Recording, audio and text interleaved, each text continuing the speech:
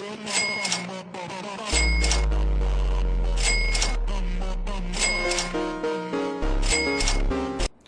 shu jarimalarning hammasi noqonuniy hisoblanadi. Videoga like bosib, obuna bo'lib qo'ying, sizga batafsil tushuntirib isbotlab beraman.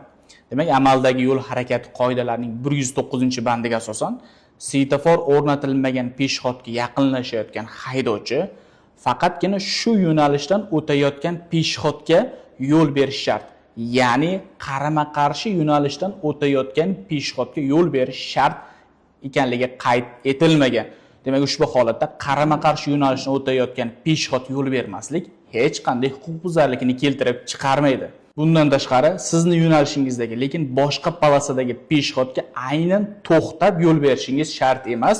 Ushbu holatda tezlikni kamaytirib ham yo'l berishingiz mumkin. Ushbu holatda ham hech qanday huquqbuzarlik keltirib chiqarmaydi. Asos yo'l harakat qoidalarining 109-bandi hisoblanadi. Bunday tartibda rasmiylashtirilgan jarimalarni bemalol sud orqali bekor qilib olishingiz mumkin. Unutmang, talab qilinmagan huquqlaringiz albatta sizdan o'ch oladi. Rahmat.